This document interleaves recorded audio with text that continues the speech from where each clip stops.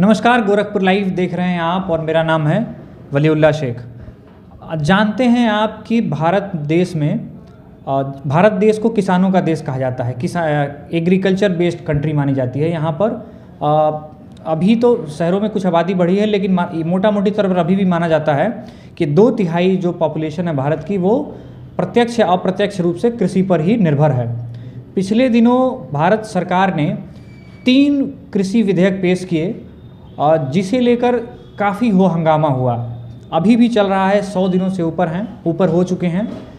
दिल्ली को घेर कर किसान बैठे हुए हैं। हालांकि मेन स्ट्रीम से अब वो मुद्दा थोड़ा गायब हो रहा है और बंगाल चुनाव की तरफ शिफ्ट हो रहा है, लेकिन वो किसान अभी भी जस के तस बैठे हुए हैं। अपनी मांगों को लेकर अभी भी वो अडिग हैं। उनका कहना है कि जब तक वो मांगें नहीं मानी जाएंगी वो वापस नहीं जाएंगे, चाहे उसके लिए उनको 2024 के चुनाव तक का इंतजार करना पड़े। इस सिलसिले में हमारी बात हुई। ये शिवेंद्र पांडे जी गोरखपुर के अधिवक्ता हैं।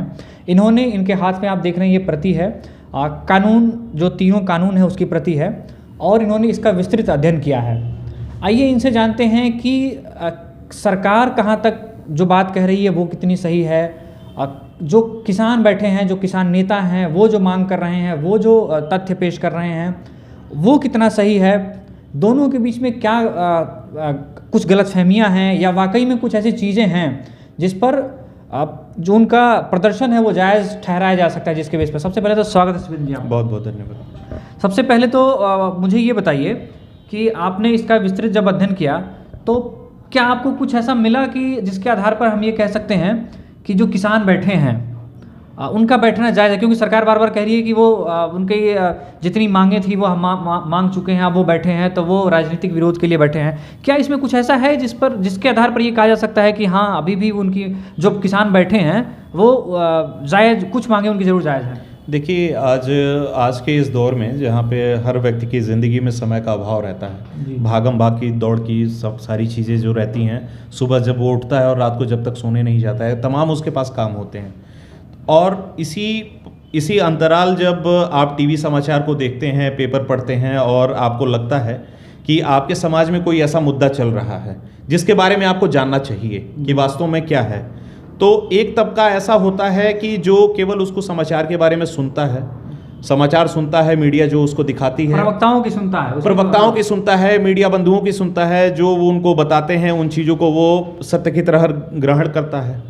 कुछ ऐसे लोग होते हैं जो उस इशू को कंसर्न मानते हैं। मेरे अंदर ये रुचि कैसे डेवलप हुई कि मुझे ये जानना चाहिए कि वास्तव में किसान बिल पे जो आज लगभग 100 दिन से ऊपर ये किसान बैठे हुए हैं, कुछ तो ऐसा मामला होगा। क्योंकि आपने देखा होगा कि इंडिया अगेंस्ट करप्शन मूवमेंट जब चला था अन्ना हजारे के नेतृत्व में, उसमें तमाम ऐसे लीडर्स थे जो आज कोई मुख्यमंत्री है, कोई बड़ा साहित्यकार, कोई राज्यपाल है, कोई कुछ है, कोई बड़ा साहित्यकार है, कोई बड़ा कवि है। तो वो एक मोमेंट आया था और इनकम्बेंसी थी लोगों को गवर्नमेंट के खिलाफ। एक बड़ा मोमेंट था, जंतर मंतर पे चला था, और जिसके बाद से आपने देखा था परिणाम क्या हुआ था। वर्तमान में एग्रीकल्चर बिल को लेके किसानों क्या उसी तरह का मोमेंट दिख रहे हैं? क्या उसी तरह की नहीं, देखिए मोमेंट ये किसानों का मोमेंट है, उसमें सारे लोग थे, समाहित थे। दोनों को मैं सिमिलर तो नहीं कहूँगा, लेकिन इस बारे में मैं जरूर कहूँगा कि मेरी रुचि यहाँ से जगी कि मुझे ये पढ़ना चाहिए। जब किसानों का ये आंदोलन 100 दिन से ज़्यादा हो गया तो मैंने सोचा और मैंने ये सारे जितने भी ये बिल हैं इसके प्रिंट आउट्स निकाले और मैंने इस पे पढ़ना शुरू किया, बारीकी से कुछ मिला आपको इसमें? जी बिल्कुल मिला, और विस्तार से बताइएगा एक पॉइंट वाइज। देखिए, सबसे पहले तो माननीय सर्वोच्च न्यायालय ने इसके संबंध में एक कमेटी गठित की, जिसमें कमेटी बनाने में उन्होंने सर्वप्रथम 4 लोगों को लाए। बाद में उस कमेटी से एक व्यक्ति ने अपने आप को विड्रॉ कर लिया। मैं जहाँ तक समझ पाता था, ये मेरा मात्र एक राय है, इसको सुप्रीम कोर्ट कंटेम्प्ट के तौर पे ना ले, यह मेरा एक राय है कि जब किसी लॉ में आर्टिकल 13 में ये स्पष्ट लिखा गया हुआ है कि किसी लॉ में जब कोई ऐसा विरोधाभास होता है, अगर वो जुडिशियल रिव्यू में जाता है या फिर इनकॉन्सिस्टेंट दिखाई देता है, अगर वो प्रतिकूल नहीं है, तो वो एब इनिशियो वाइड हो जाना चाहिए। ठीक है, सरकार ने इस बिल को लोकसभा में, राज्यसभा में पास किया। विपक्षी पार्टियों का कहना है कि राज्यसभा में मौका नहीं मिला कि इस बिल में चर्चाएं हो सकें, यह एक अलग विषय है। सुप्रीम कोर्ट ने इस पे जो कमेटी गठित की, वो कमेटी 22 फरवरी तक संभवतः अपनी रिपोर्ट सबमिट कर दी होगी, और उस कमेटी ने पब्लिक डोमेन में भी ये चीज़ें कही थी कि अगर किसी को लगता है कि इसमें वो अपनी राय भेज सकता है, तो उसने एक पोर्टल बताया था, ईमेल एड्रेस बताया था, तमाम ऐसी चीज़ें बताई थी जिसमें आप अपनी राय दे सकते थे। मैंने जब इस बिल को पढ़ा तो मैंने कई सारी चीज़ें पाई। सबसे पहले बिंदु पे आते हैं, पहला बिल आप बताइए कौन सी देखिए, the farmer producer trade commerce promotion and felicitation bill 2020, ठीक है, ये 5 जून 2020 से इफेक्टिव हो गया, यानी लागू हो गया। नहीं, सुप्रीम कोर्ट ने इस पे रोक लगाया है, ऐसा कुछ? जी हाँ, लागू हुआ, मैं वो बता रहा हूँ। बाद में इसके संबंध में जब याचिकाएं लगाई गई सुप्रीम कोर्ट में, जो तबका इससे नाखुश है, जो किसान हैं, किसानों के नेताएं हैं, उनके जो अगुआ हैं, उन्होंने सुप्रीम कोर्ट में अपील लगाई कि भाई इसमें कुछ कमियां हैं जो कि आम जनमानस के विरोध में हैं, किसानों के विरोध में हैं, और लगभग भारत का एक तबका जो लमसम 20% जीडीपी में जो योगदान होता है, 20% से कुछ कम ऐसा है जो एग्रीकल्चर का तबका है, जो जीडीपी में लमसम 20%, आप कह सकते हैं लगभग, योगदान करता है। तो यानी कहीं ना कहीं वो संख्या एक बहुल्य संख्या है, जिसके विषय में सरकार को सोचना चाहिए। किसानों की कोई पार्टी नहीं होती है, किसान देखिए देश हित के लिए कार्य करता है। आज बीजेपी की गवर्नमेंट है, कल कांग्रेस की होगी, कभी सपा होती है, कभी बसपा होती है। राजनीति के ये मायने अलग अलग बदलते रहते हैं। किसान जो होता है वो देश की रीढ़ होता है, अर्थव्यवस्था की रीढ़ होता है, और किसान के विषय में संवेदनशील होना हर सरकार के लिए जरूरी है। मैं एक बात जोड़ना चाहूंगा, इस पे लगभग सरकार ने लगभग 11 से 12 मीटिंग की लगातार किसान नेताओं के साथ, लेकिन फिर भी बात नहीं बन पाई। माननीय प्रधानमंत्री महोदय जी ने कहा बस हम एक कॉल की दूरी पे हैं। मैंने इस बिल को जहां तक पढ़ा, सबसे पहला कि अगर कोई भी एग्रीमेंट, जहां ये एग्रीकल्चर बिल में आया कि एग्रीमेंट होगा, एग्रीमेंट किस लिए होगा, कॉन्ट्रैक्ट किस लिए होगा, कि कोई व्यक्ति किसी किसान से उसकी ज़मीन के एवज में या एग्रीमेंट और ये कॉन्ट्रैक्ट करेगा कि आप इस स्टैंडर्ड का फसल उगाएंगे, इस क्वांटिटी में उगाएंगे, इसका मानक यह होगा। तो पहला मेरा ये था इस बिल को पढ़ने के बाद कि अगर एग्रीमेंट और कॉन्ट्रैक्ट एक सिविल राइट है, तो सिविल राइट की अधिकारता सिविल कोर्ट के पास होनी चाहिए, ना कि किसी रेवेन्यू ऑफिसर के पास। पहली चीज, बिल्कुल। अगर न्याय, हम तो फिर वही बात हो गई ना कि सरकार से हमारा विरोध है और उसकी शिकायत हम सरकार से ही करेंगे, हम न्यायपालिका के पास जा ही नहीं सकते। हम आते हैं उस मुद्दे पे आते हैं। पहली चीज ये, दूसरी चीज ये थी कि इस बिल को पढ़ने के बाद जो आगे चीजें हुई, मैंने इसको पढ़ा तो एक पैरा 8 था, उसमें मैंने पाया कि कोई भी अगर पीड़ित पक्षकार होगा तो उसके पास अथॉरिटी जो होगी, उस किसान के पास अथॉरिटी होगी कि वो सब डिविजनल अथॉरिटी के पास जाए, जिसको अपीलिएट अथॉरिटी मानेंगे, या फिर कलेक्टर, एडिशनल कलेक्टर के पास जाए, 30 दिनों के भीतर जाए।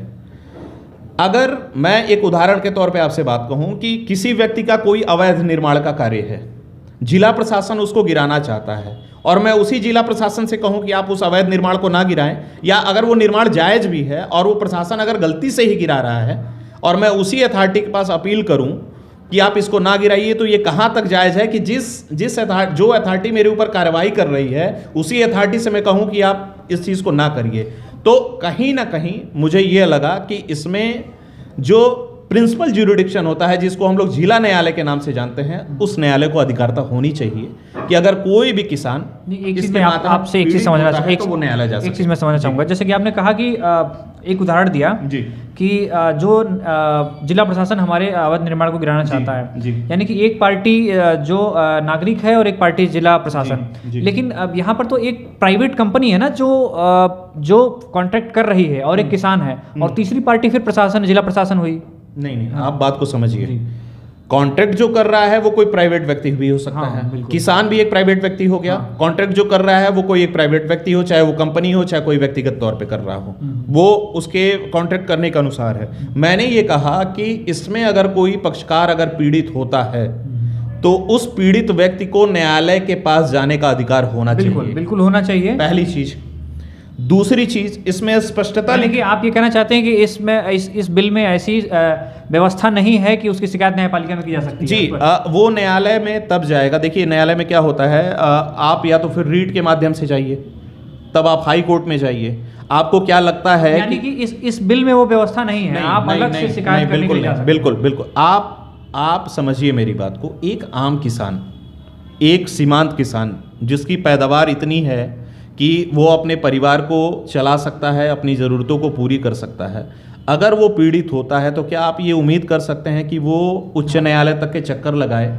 जितनी उसकी पैदावार में कमाई नहीं हुई वह सारे रकम को वो उच्च न्यायालय तक आने जाने में विधिक सेवाओं को लेने में वो खर्च कर दे, तो ये थोड़ा सा लाजमी है। तो इसके लिए मैंने कहा कि इसमें प्रिंसिपल ज्यूरिडिक्शन जिला न्यायालय का होना चाहिए था कि अगर कोई व्यक्ति है, अगर वो पीड़ित है, तो न्यायालय के दरवाजे उसके लिए स्पष्टतः खुले होने चाहिए। यानी कि आपको पहली कमी ये नजर आई कि ये इसमें न्यायालय का न्यायालय में अपील करने का अधिकार तो होना ही चाहिए, वो जिला न्यायालय में। जी अच्छा, दूसरी चीज इसमें स्पष्टता लिखा हुआ था कि नो सूट प्रोसिक्यूशन और अदर लीगल प्रोसीडिंग शैल लाई, यानी कोई भी अभियोजन या विधिक कार्यवाही नहीं लागू किए जाएंगे against the central government or the state government or any officer of the central government or state government, any other person in respect of anything which is in a good faith done or intend to be done under this act, any rules or order made thereunder। यानी स्पष्टता देखिए, ये बात ऐसी हुई कि कोई भी एनआरकी अगर होती है तो क्या उसको केवल यह दिखा देना कि ये चीज़ मैंने किसी गुड फेथ में, किसी सद्भाव में किया था और यहाँ पर आपका अधिकार समाप्त हो जाता है कि आपके पास न्यायालय जाने के दरवाजे नहीं होंगे। दूसरी कड़ी ये मुझे गलत लगी, जिसके लिए इस समय जो भी इस कमेटी को देख रहे हैं, इस बिल के लिए जो कमेटी बनाई गई है उसको विचार करना चाहिए, माननीय न्यायालय को इस पर विचार करना चाहिए। तीसरी चीज़ हम आते हैं, जब बात हुई कि देखिए जैसे कोई किसान है, किसान के लिए सरकार ने ये तय किया कि आप इस वस्तु को सरकारी केंद्रों पे 100 रुपए में बेचोगे, एमएसपी जिसके मिनिमम सपोर्टिंग प्राइस जिसके बारे में हम बात कर रहे हैं, 100 रुपए में बेचोगे। ठीक है साहब, आपने ये अच्छा किया कि आपने निर्धारित कर दिया कि 100 रुपए इसके मूल्य हो गए। वह किसान जाता है सरकारी केंद्रों तक अप्रोच करता है, एक लिमिटेड खरीद ही हो पाती है सरकार के माध्यम से, ये किसी से छुपा नहीं है, चाहे किसी की भी सरकार हो। तब उसके पास यह विकल्प बचता है कि वह प्राइवेट अहड़िया जो हैं उनके पास जाए। तो उस स्थिति में यह होता है, जब सरकार ने मूल्य निर्धारण किया कि इस वस्तु को 100 रुपए में खरीदा जाएगा, प्राइवेट अहड़िया कहता है साहब हम इसको तो 90 रुपए में खरीदेंगे, तो इसके लिए सरकार को भी सोचना चाहिए कि जो मूल्य आपने निर्धारित कर दिया 100 रुपए, वही मूल्य वो प्राइवेट अहड़िया भी आपको देगा। अगर उससे नीचे वो खरीद करता है, सरकार द्वारा तय किए गए मूल्यों से अगर उससे नीचे वो खरीद करता है, तो उसको अपराध की प्रवृत्ति में माना जाए, उसके ऊपर क्रिमिनल ऑफेंस के मुकदमे दर्ज किए। जब सरकार ने स्वयं ये तय कर दिया कि ये न्यूनतम है जी, तो फिर उससे भी न्यूनतम कोई कैसे जा सकता है? लॉजिकल बात है और इस पे भी सरकार को विचार करना चाहिए। अच्छा, लेकिन ये कहा जा रहा है कि एमएसपी क्या कानूनों में, बार बार किसान नेता ये कह रहे हैं कि किसी भी कानून में इस बात की श्योरिटी नहीं है कि एमएसपी रहेगी, हालांकि सरकार ये मौखिक रूप से कह रही है। क्या आपने इन तीनों बिलों में कहीं ऐसा पाया कि सरकार ने एमएसपी का कहीं जिक्र किया? देखिए, सरकार ने एमएसपी का जिक्र किया है और सरकार बार बार ये कह रही है कि एमएसपी हम लिखित तौर पर देंगे, लेकिन उनका कहना, आप बात को समझिए जो बात मैं कहना चाह रहा हूं, उनका कहना यह है कि सरकार जिस एमएसपी को कह रही है अभी तक इन कानूनों में तो नहीं दिया ना। नहीं, आप सरकार यह कहना चाह रही है बार बार कि हम जो एमएसपी तय करेंगे वो ठीक है, उस पर खरीद होगी, लेकिन जो मांग है वो ये है कि आप जो एमएसपी तय कर रहे हैं वह कानून चाहे सरकार के लिए हो या किसी प्राइवेट अहड़िये के लिए हो, दोनों के लिए बराबर पैरेलल हो। अगर उसको वायलेट कोई करता है, उसका उल्लंघन कोई करता है, तो इसको एक आपराधिक प्रवृत्ति का अपराध माना जाए, उसके खिलाफ मुकदमे दर्ज हो। जैसे ये और इसी चीज को किसान नेता जो भी हैं, जो भी इसके समर्थन में आंदोलन कर रहे हैं, बहुत सारे छोटे छोटे टुकड़ियों में भी किसान दल हैं, आंदोलन कर रहे हैं, उसी को वो मांगना चाहते हैं। अब सरकार ने 11-12 मीटिंग की है इसके संबंध में, अब वो बड़े लोग हैं, बड़े टेबल की बात है, वहाँ क्या हुआ क्या नहीं हुआ मुझे नहीं पता, मैं जहाँ तक समझ पा रहा हूँ। इसके आगे एक चीज़ और ये मैं इसमें एक चीज़ जोड़ना चाहूँगा, ये उसी तरह है ना कि जैसे आप सरकार ने मजदूरी तय की है कि मिनिमम जो दिहाड़ी मजदूरी है किसी भी आदमी की, वो इससे कम नहीं हो सकती, तो वो चाहे वो सरकारी में काम करे या प्राइवेट में काम, उसमें कम नहीं हो सकती है। तो वो वही नियम कृषि में भी लागू करना चाहिए कि अगर हम सरकार ने एमएसपी तय कर दिया है, जो सरकारी क्रय केंद्र है वहाँ अगर तय है, तो प्राइवेट में भी वो चीज़ें होनी चाहिए कि अगर प्राइवेट भी खरीद रहा है तो उससे कम नहीं खरीदा जाना चाहिए। जी, आगे बताइए, आगे क्या पॉइंट? अच्छा, इसके बाद से फिर हम आते हैं, जैसे देखिए इसेंशियल कमोडिटीज एक्ट जो होता है, मतलब जो भी जरूरी वस्तुएं होती हैं, उनके आवश्यक वस्तुएं जो होती हैं, उसके संबंध में सरकार का एक कानून है और ये कानून लगभग 50 के दशक के बाद का ही है। तो आप अगर किसी भी व्यक्ति को, किसी भी संस्था को, चाहे वो एक बड़ी कंपनी चलाता हो, चाहे वो मुझे लगता है कहीं व्यापार करता हो, प्याज का व्यापार करता हो, आलू का व्यापार हो, जो भी व्यापार करता हो, किसी को अगर ये अधिकार दे देंगे कि आप जितना भी चाहते हो सामान किसान से खरीद के स्टॉक कर सकते हो, तो मुझे लगता है कि समाज पे इसका एक बुरा इंपैक्ट जाएगा। वो मार्केट को कंट्रोल करने जैसा होगा। हाँ, इसमें तो क्या होगा, एक लिमिटेड लोगों की मार्केट पे मोनोपोली हो जाएगी, ठीक है। और इससे क्या होगा, इन्फ्लेशन हाई होगा, मुद्रास्फीति जो होगी वो हाई होगी। हाई इस वजह से होगी, जब वो सामान को बफर करेगा, स्टॉक करेगा, तो अपने हिसाब से ही उस सामान को वो मार्केट में रिलीज करेगा। और रिलीज करने का उसका एक ही शर्त होगा कि जो सामान किसान से आप 10 रुपए में खरीदोगे, वह हो सकता है उस सामान को 25 रुपए में बेचे, हो सकता है 30 रुपए में बेचे, या उसकी शॉर्टेज करके मार्केट में क्राइसिस लाके वो उसको 40 में भी बेच सकता है। तो इसके लिए सरकार को एक कानून बनाना चाहिए कि एक लिमिट होना चाहिए कि कोई, पहले तो ये लिमिट थी उसको लागू करना चाहिए। देखिए, ये जरूरी नहीं है, इससे पीड़ित कौन होगा, आम जनमानस पीड़ित होगा। इसको इस तरह से भी समझ सकते हैं दर्शक कि मान लीजिए हमारे पास 100 करोड़ रुपए हैं जी, और हमने आलू की जितनी पैदावार हुई पूरी यूपी में सब खरीद ली जी, मार्केट में हुई उसकी शॉर्टेज जी, मार्केट का रेट तुरंत 10 रुपए किलो से, अब मार्केट में नहीं है तो लोग 30 रुपए किलो भी खरीदना शुरू किए। बिल्कुल। उसके बाद उस जो कंपनी ने स्टॉक किया पूरा, उसको फिर मार्केट में भेजा और वो दाम वहां से फ्लक्चुएट हुए जी। इससे किसान को तो फायदा हुआ नहीं जी, उल्टे जिसने स्टॉक किया उसको फायदा हुआ। ये आप कहना चाहते हैं? आगे का पॉइंट बताइए इसके आगे। अच्छा, इसके बाद से देखिए, इसमें एक और चीज़ भी आई थी कि जैसे जो भी इसमें एग्रीमेंट किया जाएगा, कॉन्ट्रैक्ट किया जाएगा किसान से, वह इस मानक को पहले ही तय कर देंगे कि आपके फसल का क्या गुणांक होगा, क्या मूल्यांकन होगा, उसकी गुणवत्ता क्या होगी, यह पहले तो आप ये जानते हैं। प्रैक्टिकली कहाँ पॉसिबल है? ये देखिए, आप ये जानते हैं कि जो कृषि होती है वो एक दैविक कृपा के बदौलत ही होती है। बरसात, बहुत सारे एक्सटर्नल फैक्टर्स पे इफेक्ट करते हैं, मौसम जो है वो। तो इस स्थिति में अगर आपको लगता है कि क्या कोई किसान, जैसे मैं 10 मानक अगर रख देता हूं तो हो सकता है 8 मानक अचीव हो जाए, लेकिन 1 मानक 2 मानक में कहीं ना कहीं 100% तो अचीवमेंट कभी नहीं हो पाएगा। तो इस आधार पे किसी कॉन्ट्रैक्ट को करना मुझे यह जायज नहीं लगता है। मतलब अच्छा, ये ऐसा इस कानून में ऐसा है क्या कि अगर वो 10 मानक कंपनी ने तय किए और वो 10 मानक पूरे नहीं हुए तो फिर वो कॉन्ट्रैक्ट रद्द कर सकते हैं? इन्होंने ये लिखा है, the quality grade and standard for the residue food safety standard, good farming practice and labour social development standard may also be adopted in the farming agreement. यानी एग्रीमेंट में ऐसी बातें लिखी होंगी।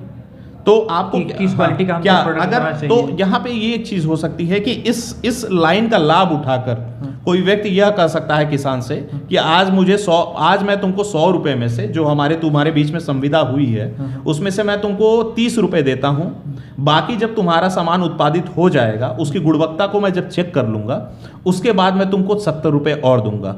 अगर उस गुणवत्ता में कमी आ जाती है पैसा काट लेगा, तो हो सकता है वो पैसा काट ले। या फिर, और किसान देखिए इतना मजबूत नहीं होता है कि जो बड़े बड़े उद्योगपतियों से लड़ पाए। तो इस पे सरकार को ये सोचना चाहिए कि कुछ लिबर्टी किसान को भी होनी चाहिए। अगर मान लीजिए एक किसान ने किसी कंपनी से ये कॉन्ट्रैक्ट किया कि हम ये गेहूं उगाएंगे जी, और गेहूं जो है वो इस क्वालिटी का होगा, अगर उस क्वालिटी का नहीं हुआ और कंपनी ने इस जो आपने अभी कानून बताया इसके आधार पर कंपनी कह दे कि नहीं हमारा उस क्वालिटी का नहीं है, हम नहीं ले सकते, आपको बिल्कुल हो सकता है। आपने कई बार, अभी तो मैं कुछ दिन पहले एक वीडियो देख रहा था, उत्तर प्रदेश के ही कोई माननीय जिलाधिकारी महोदय थे, और जिस मामले को माननीय राजनाथ सिंह ने संज्ञान में लिया था, वीडियो सोशल मीडिया पे काफी वायरल हुआ था, और जिला अधिकारी महोदय के सामने उन्होंने अपनी एक टीम बनाई थी जिसमें कानूनगो, तहसीलदार और एसडीएम सभी ऐसे लोग थे, जहां पे मैंने देखा कि गेहूं की तौल हो रही थी। उस गेहूं को जो संबंधित अधिकारी तौल कराने वाला था, उसने कहा कि इसकी गुणवत्ता जो है, जिस प्रकार की गुणवत्ता हमको सरकारी केंद्र पे चाहिए, वो गुणवत्ता इसमें नहीं है। किसान ने ट्रैक्टर किया, ट्रैक्टर पे माल लादा, कुछ माल लादने के लिए कुछ तो मजदूर लगे होंगे, उनको पैसे दिए, 2 दिन 3 दिन से वो लाइन में है कि उसका नंबर आ जाए। आने के बाद जब उसने माल गिरा दिया, आपने माल को चेक किया, और चेक करने के बाद से कहा कि भाई आपकी गुणवत्ता खराब है, मैं इसको रिजेक्ट करता हूं, ले जाओ कहीं और तौल कराओ, मैं नहीं लेने वाला। इससे पीड़ित कौन हुआ? किसान हुआ। तो इस आधार पे मैंने देखा था वो वीडियो जिसमें संज्ञान में आया, बाद में उस किसान की गेहूं तौल हुई। तो सरकार को इतने लकी सभी किसान तो नहीं होते हैं ना, वो तो सोशल मीडिया पे वायरल हो गया, तो उसका मामला संज्ञान में ले लिया गया। और अगर इस तरह के मामले रोज होने लगे तो सरकार कहां संज्ञान, एक मामला है तो संज्ञान ले लिया। बिल्कुल आप देखते हैं तमाम ऐसे गेहूं अनाज होते हैं जो बोरी के बोरी बारिशों में भीग जाती है, तमाम सारी ऐसी चीजें होती हैं। तो वो भी तो आखिर एक नुकसान ही होता है, किसान का ही नुकसान होता है, चाहे सरकार का नुकसान हो, किसी ना किसी का तो नुकसान होता है ना। और आपको यह चीज़ पता है कि लगभग 19 से 20 करोड़ लोग भारत में एक टाइम का ही भोजन पा पाते हैं। तो हमारा अनाज प्लेटफॉर्म पे बर्बाद हो जाए, हमारा अनाज मंडियों में भीग जाए, इससे बेहतर है कि जो व्यक्ति भोजन नहीं पा रहे हैं वो 2 समय का भोजन पाए।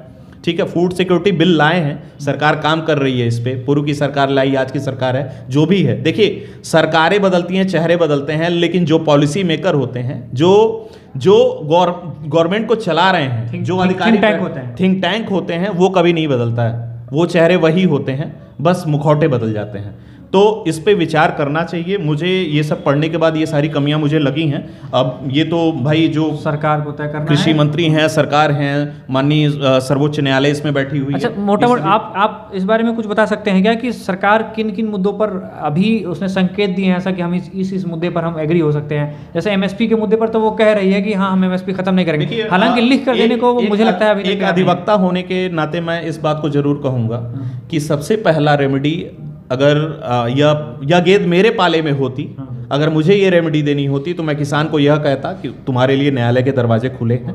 क्योंकि जो व्यक्ति सिस्टम से, किसी भी कार्यपालिका की संस्था से अगर वो पीड़ित होता है, तो उसके लिए निश्चित तौर पर न्यायपालिका ही अपना दरवाजा खोल के बैठी होती है।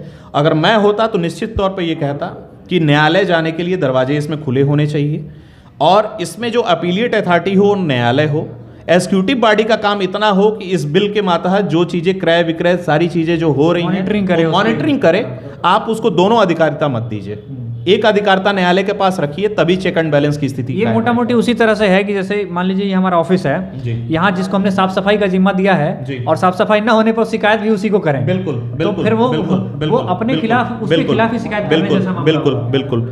तो ये सारी चीज़ें मुझे इसमें दिखी हैं, और जिससे मैं आपके माध्यम से भी, गोरखपुर लाइव के माध्यम से भी और आपके माध्यम से भी ये निवेदन करना चाहूँगा कि सरकार, यानी कि आप यानी कि जो किसान बैठे हुए हैं उनमें कुछ ना कुछ तो उनकी वजहें जरूर हैं। जी, देखिए ऐसा तो नहीं है कि कि मैं मुंह उठाऊं और कह दूं कि सब कुछ प्रोजेक्टेड है, ऐसा नहीं हो सकता है।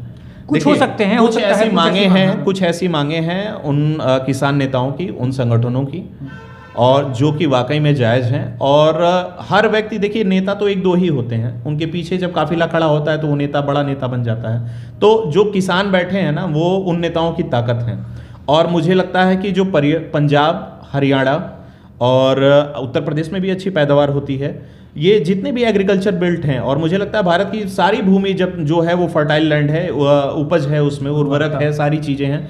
तो मुझे लगता है कि किसानों के बीच संबंध में सरकार को यह विचार करना चाहिए कि उनको रेमेडी दी जाए, उनको उपचार दिया जाए। 100 दिन से ज़्यादा हो चुके हैं, हम हर मांग नाजायज़ नहीं होती, कुछ मांग जायज़ भी होती है। डेमोक्रेसी की यही खूबसूरती भी तो होती है कि बिल्कुल डेमोक्रेसी की ये खूबसूरती होती है कि अगर कोई कानून बना है, अगर उस कानून में कमियां हैं, तो आपको खुल के कहना चाहिए। और अटल जी इस लाइन को कोट भी करते थे, श्रद्धेय अटल जी इस लाइन को कोट करते थे कि लोकतंत्र की सबसे बड़ी खूबसूरती यही होनी चाहिए कि अगर कोई कमियां हैं तो आप उसको करिए, क्या विपक्ष क्या पक्ष, आप अगर अपनी बात रख सकते हैं तो रखिए, अगर आप आज नहीं बोलते हैं तो आप कभी नहीं बोल पाएंगे। बिल्कुल, यही होना भी चाहिए। और ये राजशाही नहीं है जहां एक बार जो चीज़ तय हो जाए और ऊपर से फरमान जारी हो गया तो उसको एक्सेप्ट करना ही है। ये चीज़ देखिए सरकार जो होती है वो जनता के लिए होती है, जनता के द्वारा होती है। इस चीज़ को हर व्यक्ति को वो करना चाहिए, क्योंकि सरकारें बदलते देर नहीं लगती हैं।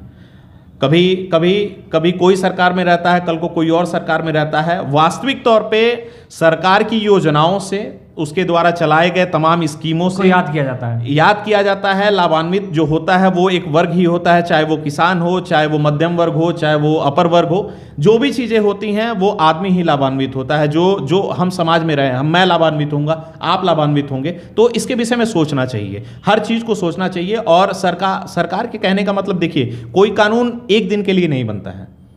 जब कानून बनता है, जब वो लागू हो जाता है ना, तो वो कानून परिवर्तन में रहता है। अब सरकारें बदलें, फिर इस कानून में छेड़छाड़ हो, तो ये चीज़ें, एक ऐसा सार्थक कानून बनाइए कि जिसमें लगे कि हाँ सारी चीज़ें बेहतर हैं। और सरकार बार बार अगर मीटिंग कर रही है तो मुझे लगता है सरकार कुछ अच्छा सोच रही होगी, और निश्चित तौर पर किसानों को राहत मिलेगी।